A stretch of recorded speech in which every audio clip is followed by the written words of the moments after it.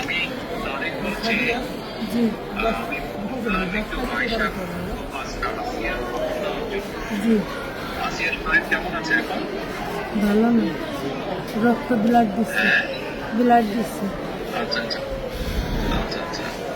তো আমি আমাদের ওখানে যারা নেতা কর্মী আছে, বিশেষ করে নয়ন আছে ওখানে, ওকে আমি বলেছি আমাদের মাগুরায় যারা নেতৃত্ব আছে তাদেরকে আমি বলেছি যে তারা আপনার পাশে থাকবে, তারা আসিয়ার পাশে থাকবে যাতে আসিয়া ন্যায় বিচার পায়। জি আসিয়ার সাথে যারা অন্যায় করেছে তারা যাতে শাস্তি পায়। জি এর জন্য আমাদের অবস্থান থেকে আমরা চেষ্টা করব, যতটুকু সম্ভব আমরা চেষ্টা করব যাতে দেশের আইন অনুযায়ী আপনারা যাতে সঠিক বিচার জি পান। জি এবং একই সাথে আমি নয়নকে বলেছি যে আসিয়ার জন্য চিকিৎসার জন্য যেসব ব্যবস্থা নেওয়া সম্ভব সেই সব ব্যবস্থাগুলো আমরা চেষ্টা করবো আমাদের দলের অবস্থান থেকে। না, ওই ওই নয়ন ভাই খুব করেছে আমার জন্য। আমার যে খোলাফান আছে ওরা সারা রাত যাবে, আমার জনের যা লাগে সব দিচ্ছে।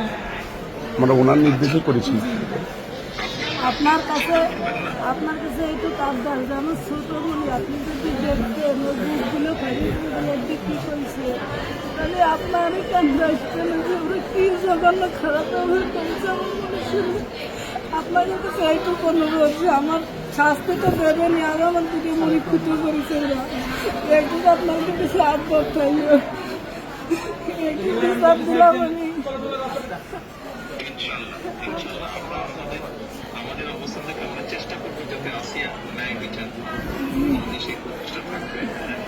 আপনি চিন্তা করবেন না, আসিয়ার চিকিৎসার জন্য যা কিছু প্রয়োজন আপনি যদি কিছু মনে করেন আমাদেরকে জানাবেন। ঠিক আছে?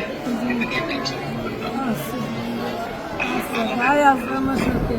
জি, আমাদের লোকজন সবাই নেতারা আপনার পাশে, আসিয়ার পাশে তারা থাকবে। জি আছে ভাই, নয়ন ভাই, আপনি নয়ন ভাই আছে, আপনি আছেন, আপনি তো সব দেখতেন, তারপরে আমার দেখতে কি যায়।